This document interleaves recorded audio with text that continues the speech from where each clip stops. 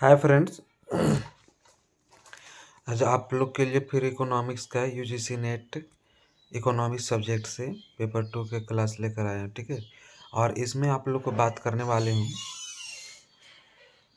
इसमें आज बताएंगे आप लोग को क्रमवाचक उपयोगिता सिद्धांत। ठीक है, क्या बताएंगे? क्रमवाचक उपयोगिता सिद्धांत। इसके अंतर्गत बात करेंगे हम लोग तटस्थता, अनधिमान वक्र, दृष्टिकोण। ठीक है, तटस्थता, अनधिमान वक्र, दृष्टिकोण। तटस्थता या फिर अनधिमान वक्र, दृष्टिकोण। चलिए आगे चलते हैं। ठीक है,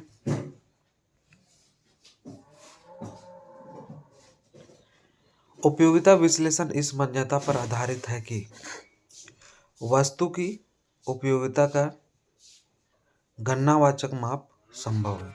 क्या आपका उपयोगिता क्या संभव? आपका गणनावाचक माप संभव, अर्थात उपयोगिता को गणनावाचक संख्याओं जैसे 1, 2, 3, 4 आदि के रूप में क्या है प्रकट किया जाता है। गणनावाचक की बात हो तो 1, 2, 3, 4, 5 ऐसे सीरियल रूप में हो, उसे गणनावाचक है। परंतु ये एक व्यवहारिक व्याख्या नहीं है। ठीक है, इस तरह की व्याख्या को हम लोग व्यवहारिक व्याख्या नहीं कह सकते। समझ गए? अब चलिए आगे। कहता है कि उपभोक्ता विभिन्न वस्तुओं अथवा एक ही वस्तु की विभिन्न इकाइयों से प्राप्त होने वाली संतुष्टि की तुलना कर सकता है, और यह उपयोगिता का क्रमवाचक माप कहलाता है। समझ गए? क्या कह रहा है कि आपका एक ही वस्तु की विभिन्न इकाइयों से प्राप्त होने वाली संतुष्टि को तुलना कर सकता है, और यही आपका उपयोगिता का क्या कहलाएगा? क्रमवाचक। ठीक है, तो चलिए क्रमवाचक और गणनावाचक देख चुके।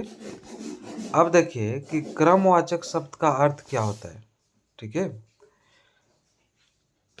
कहता क्या है क्रमवाचक शब्द का अर्थ? प्रथम, द्वितीय, तृतीय आदि क्रम देना तटस्थता वक्र विश्लेषण उपयोगिता के क्रमवाचक माप पर क्या होता है? आधारित होता है। कहता है आगे कि तटस्थता वक्र विश्लेषण का प्रतिपादन सबसे पहले एल्जवर्थ। ठीक है, तटस्थता वक्र विश्लेषण का प्रतिपादन कौन किए थे? एल्जवर्थ, सन 1881 ईस्वी में। ठीक है, 81 में किए थे, और अपनी पुस्तक मैथमेटिकल साइकिक्स में किया था। समझ गए? ये इनका आपका बुक है, इनके द्वारा लिखा हुआ है। इसमें तटस्थता वक्र विश्लेषण का जिक्र किए थे। चलिए अब आगे बढ़ते हैं और देखिए इसमें क्या है कि इस धारणा का विकास इटली के अर्थशास्त्री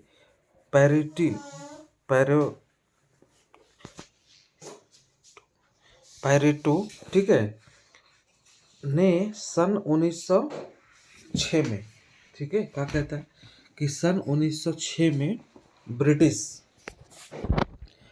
अर्थशास्त्री W.E. जॉनसन ने, ठीक है, क्या कहता है? ब्रिटिश अर्थशास्त्री W.E. जॉनसन ने सन 1913 में, ठीक है, क्या कहता है? सन 1913 में, और रूसी अर्थशास्त्री स्टलिस्की ने सन 1915 में किया था। ठीक है, कहता है कि इस विश्लेषण को मांग सिद्धांत का महत्वपूर्ण उपकरण बनाने का श्रेय सन 1934 के बाद हिग्स तथा हेलन को जाता है। ठीक है, किसको? आपका हिग्स और हेलन को जाता है। इन्होंने अपने एक लेख, ठीक है, कहता है कि इन्होंने अपने एक लेख मूल्य सिद्धांत पर पुनर्विचार में इसे वैज्ञानिक रूप से प्रस्तुत किया है। ठीक है, कहता क्या है? इसे वैज्ञानिक रूप में प्रस्तुत करता है। हिग्स ने अपनी पुस्तक मूल्य तथा पूंजी यानी कि वैल्यू एंड कैपिटल, ठीक है, में इसकी क्या है? विस्तृत विवेचना की है। समझ गए? अब देखिए तटस्थता वक्र क्या है। समझ गए? तटस्थता वक्र किसे कहेंगे? तो तटस्थता वक्र की बात आता है तो तटस्थता वक्र वह वक्र है, समझ गए? कहता क्या है कि तटस्थता वक्र वह वक्र है जो दो वस्तुओं के उन विभिन्न संयोगों को प्रकट करता है। समझ गए?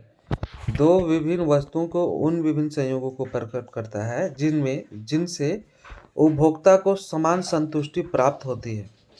क्या कहता है कि उपभोक्ता को समान संतुष्टि प्राप्त होती है, और इसका अभिप्राय यह हुआ कि एक तटस्थ वक्र पर एक तटस्थ वक्र पर जितने बिंदु होते हैं, ठीक है, जितने बिंदु होते हैं वे दो वस्तुओं के उन संयोगों को प्रकट करते हैं जिनसे उपभोक्ता, क्या कहता है, जिनसे आपका उपभोक्ता को समान संतुष्टि प्राप्त होती है।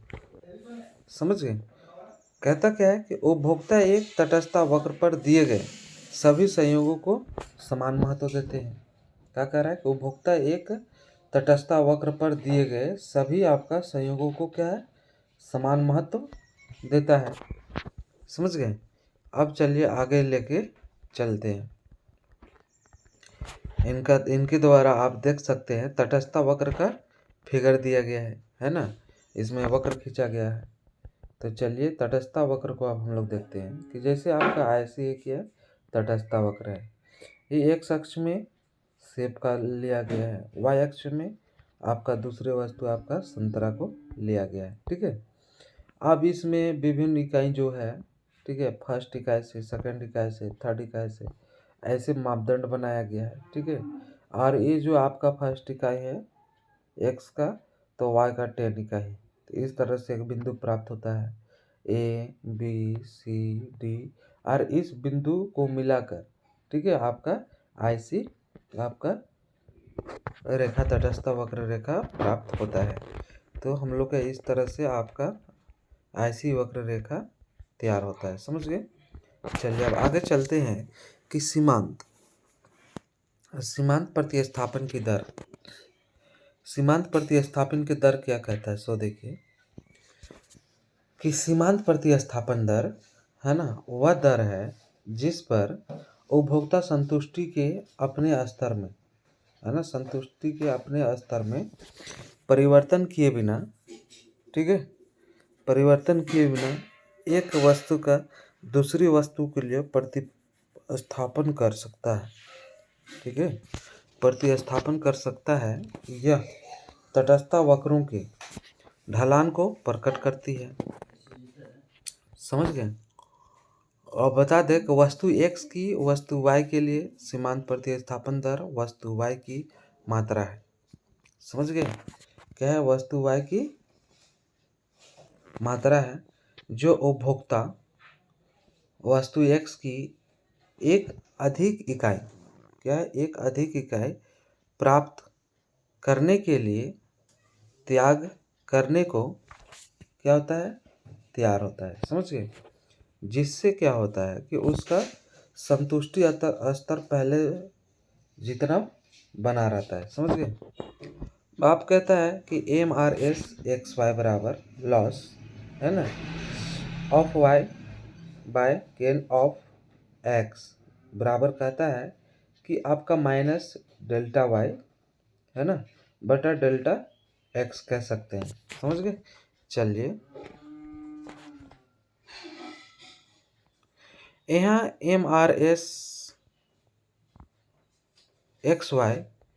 y के लिए, ठीक है, y के लिए x की सीमांत प्रतिस्थापन दर, ठीक है, डेल्टा y मतलब वस्तु y में परिवर्तन की बात किया जाता है। समझ गए?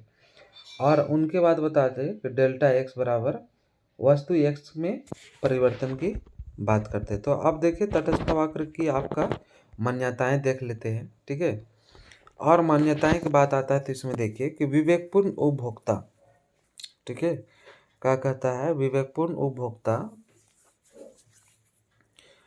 उनके बाद सेकंड में क्या होना चाहिए, क्रमवाचक उपयोगिता होना चाहिए। थर्ड में क्या होना चाहिए, ठीक है, घटती सीमांत प्रतिस्थापन दर होना चाहिए। फोर्थ कहता है कि पूर्ण संतुष्टि नहीं होना चाहिए, नहीं है। ठीक है, उनके बाद आपका चुनाव में सामंजस्य होना चाहिए और सार्थकता।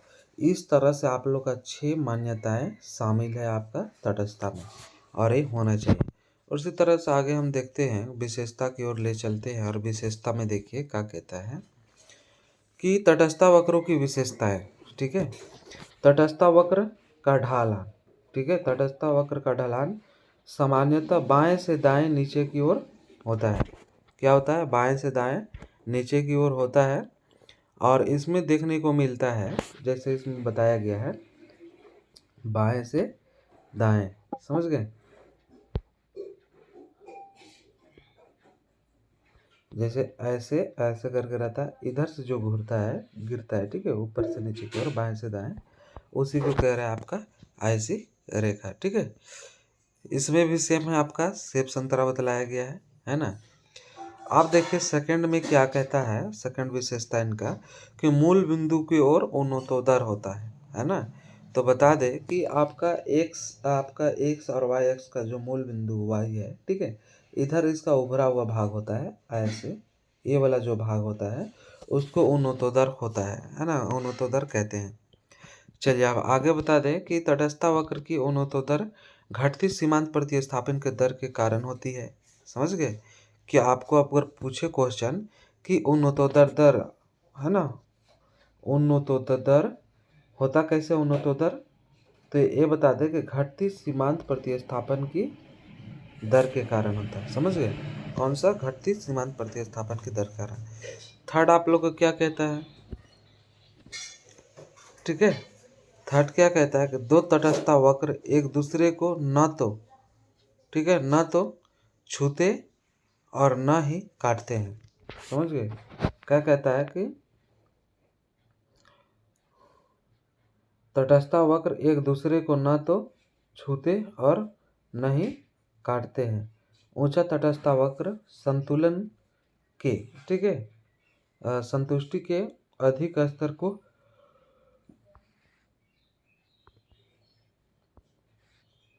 दिखलाता है। ये भी एक विशेषता है। ठीक है, और इसमें आप लोग को बताया भी गया है ना। ये वाला जो फिगर है ARB, समझ गए, दो रेखा जो प्राप्त है। चलिए आप देखते हैं बजट रेखा और कीमत रेखा। समझ गए? बजट रेखा और कीमत रेखा। देखिए बजट रेखा और कीमत रेखा क्या कहता है ना। कहता है तटस्था वक्र विश्लेषण द्वारा उपभोक्ता संतुलन की स्थिति का ज्ञान प्राप्त करने के लिए बजट रेखा का अध्ययन आवश्यक है। ठीक है, उपभोक्ता संतुलन की स्थिति को जानने के लिए कह सकता है ना, आपका बजट रेखा का अध्ययन आवश्यक होता है। और इस रेखा का कीमत रेखा है ना, इस रेखा को और क्या कहते हैं? कीमत रेखा, उपभोग संभावित रेखा, समझ गए, अथवा प्राप्त होने वाले संयोगों की रेखा भी कहा जाता है। समझ गए? इस तरह से अलग अलग है। हिब्डन के अनुसार, हिब्डन क्या कहता है कि बजट रेखा वह रेखा है जो दो वस्तुओं के विभिन्न संयोगों को प्रकट करती है। क्या कहता है कि जो दो वस्तुओं के, कितने, दो वस्तुओं के विभिन्न संयोगों को क्या करते हैं? प्रकट करती है, जिन्हें उपभोक्ता एक दी हुई मौद्रिक आय, ठीक है, उपभोक्ता दी हुई मौद्रिक आय तथा दो वस्तुओं की, ठीक है, दी हुई कीमत पर खरीद सकता है। बजट रेखा का ढलान जो है आपका PA/P0 है। ठीक है, तो कह रहा है कि PA सेबों की कीमत को दर्शाया गया है, P0 आपका संतरों की कीमत को दर्शाया जाता है। समझ गए? अब इसी बीच आप लोग को बता दें कि आपका बजट लाइन का, है ना, रेखा का इस तरह से चित्र बनता है, फिगर। समझ गए? उसी तरह से सेब संतरा को दिखलाया गया है। और एक अक्ष से वाई अक्ष से एक बिंदु प्राप्त होता है 2 3, और उस बिंदु को मिलान करते हैं, वही मेरा बजट लाइन का रेखा होता है। समझ गए? अब आगे हम आप लोग को ले चलते हैं, ठीक है, और वो ले चलते हैं बजट रेखा की विशेषता की ओर। समझ गए? आप देखिए बजट रेखा की विशेषता क्या है ना। कहता है कि यह एक सीधी या सरल रेखा होगी। समझ गए? इसका ढाल आपका ऋणात्मक होगा। इसका ढलान दो वस्तुओं अर्थात संतरों और सेबों की कीमतों के अनुपात के ऋणात्मक विपरीत के बराबर है, समझ गए। और पी ए बटा पी जीरो होगा, माइनस पी ए बटा पी जीरो होगा, ठीक है। अब कहता है कि यदि दो बजट रेखाएं वस्तु की समान, ठीक है, वस्तु की समान कीमतें परंतु आय के विभिन्न स्तरों को प्रदर्शित करती है, तब दोनों रेखाएं क्या होते हैं, आपका समानांतर की स्थिति बनता है, समझ गए। अब आप लोग को बता दें कि बजट रेखा कीमत रेखा का स्थानांतरण कैसे होता है, समझ गए। अब यहाँ पर आप लोग देख पा रहे होंगे 3 आपका लाइन, समझ गए। कह रहा है कि ए बी से आपका कौन चेंज हो जाता है, सी डी, समझ गए। और उसी तरह से ए बी से आपका घट कर क्या हो जाता है, ई एफ, समझ गए। तो आपका जो स्थानांतरण होता है बजट रेखा या कीमत रेखा का, है ना, वो कभी घटता है कभी बढ़ता है, तो क्या, समझ गए। तो चलिए, तो उपभोक्ता संतुलन आपका बताया जा रहा है आगे, है ना। उपभोक्ता संतुलन की बात करते हैं। तो उपभोक्ता एक निश्चित आय तथा निश्चित, ठीक है, निश्चित आय तथा निश्चित कीमतों पर वस्तुओं तथा सेवाओं का एक ऐसा संयोग खरीदता है, ठीक है, ऐसा संयोग खरीदता है जिससे उसे अधिकतम संतुष्टि प्राप्त हो रही हो, क्या आपका अधिकतम संतुष्टि प्राप्त हो रही हो और वह उसमें किसी भी प्रकार का परिवर्तन करने का इच्छुक न हो, समझ गए। चलिए ठीक है, उपभोक्ता संतुलन की बात हो जाए, है ना।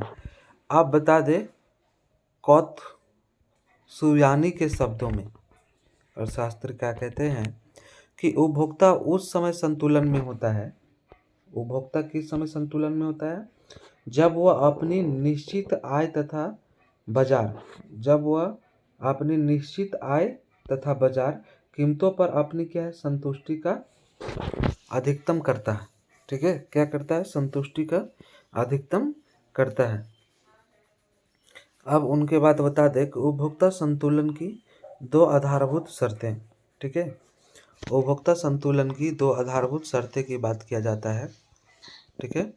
और इसमें बात कर सकते हैं आपका कि उपभोक्ता संतुलन की 2 आधारभूत शर्तें, उपभोक्ता संतुलन वहाँ पाया जाता है, ठीक है, कहाँ पाया जाता है, वहाँ पाया जाता है जहाँ बजट रेखा उन्नतोदर तटस्थता वक्र के बीच स्पर्श पाया जाता है ना। कहता है कि उपभोक्ता संतुलन की मुख्य शर्तें 2 है, समझ गए। उपभोक्ता संतुलन की मुख्य शर्तें कितने हैं, 2 हैं। और कीमत रेखा तटस्थता वक्र की स्पर्श रेखा होनी चाहिए, अर्थात x के लिए y की सीमांत प्रतिस्थापन की दर उनकी कीमतों के अनुपातों के बराबर होना चाहिए, समझ गए। MRS XY बराबर PX/PY होनी चाहिए, समझ गए। चलिए ठीक है। सेकंड क्या कहता है, तटस्थता वक्र मूल बिंदु की ओर उन्नतोदर होना चाहिए, होनी चाहिए, समझ गए। चलिए अब आगे बढ़ते हैं। अब बता दें कि बजट रेखा अथवा कीमत रेखा तटस्थता, है ना, वक्र की स्पर्श रेखा होनी चाहिए। ये भी एक बात है कि कहता है क्या है कि तटस्थता वक्र रेखा की स्पर्श रेखा होनी चाहिए। चलिए, कहता है कि जब उपभोक्ता संतुलन की अवस्था में होता है, समझ गए, तो उसकी सबसे ऊंची प्राप्त होने वाली योग तटस्थता वक्र बजट रेखा की, है ना, बजट रेखा की स्पर्श रेखा होती है। बजट रेखा क्या कौन सा रेखा होती है, स्पष्ट रेखा होती है, समझ गए। संतुलन की स्थिति की बात की जाए, MRS XY बराबर आपका क्या होगा, PX/PY, ठीक है, ठीक है, PX/PY होगा, समझ गए। अब देखिए इसमें आप लोग को बताया गया है कि x और y वाला रेखा, समझ गए, x और y वाला रेखा को दर्शाया गया है। और इसमें आपको बता दें, ठीक है, कि 3 आपका तटस्थता वक्र को दर्शाया गया है, IC1 IC2 IC3, और एक जो ए बी रेखा है वो आपका कीमत रेखा है, ठीक है, बजट रेखा है, समझ गए। और वो रेखा आपका IC2 वक्र को डी बिंदु पर आपका स्पर्श करते हैं, समझ गए। और यही बताया रहा है कि डी बिंदु जो स्पर्श बिंदु है ना, जो हम लोग को मिलान हुआ वही मेरा उपभोक्ता संतुलन है, समझ गए। चलिए अच्छी बात है।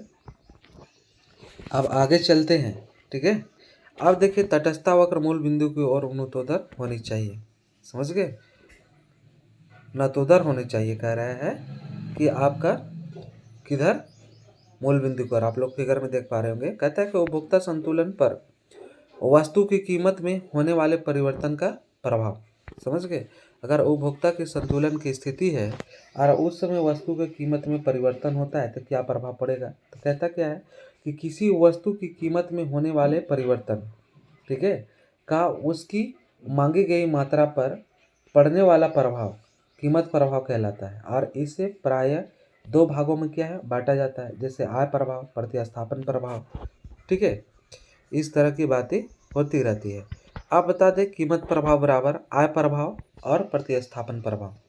समझ गए, क्या होता है आय प्रभाव और प्रतिस्थापन प्रभाव। तो कीमत प्रभाव में देखा जाए, कीमत प्रभाव वस्तुओं के उपभोग में, ठीक है, कहता क्या है कि वस्तुओं के उपभोग में होने वाले उस परिवर्तन को प्रकट करता है।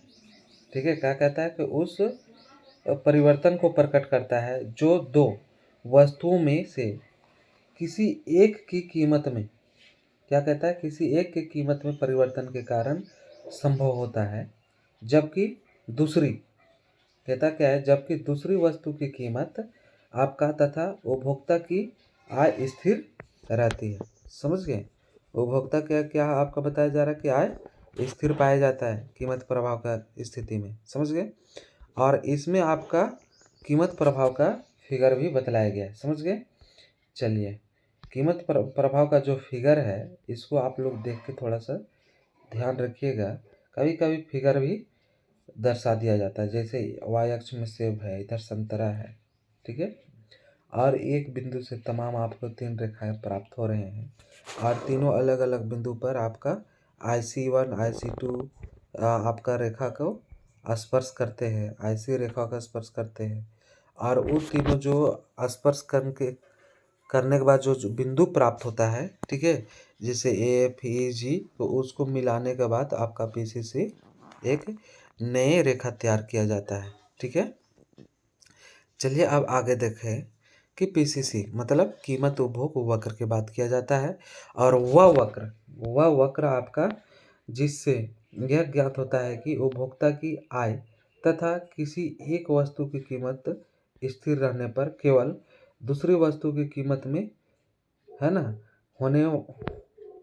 होने वाले परिवर्तन का उपभोक्ता के संतुलन पर क्या प्रभाव पड़ता है। समझ गए, इस तरह की बातें। कीमत उपभोग वक्र PCC के विभिन्न ढाल हो सकते हैं। सामान्यतः इसका ढाल धनात्मक होता है। क्या कहता है कि इसका ढाल क्या होता है, धनात्मक पाया जाता है। समझ गए, अब आय प्रभाव की बात किया जाता है।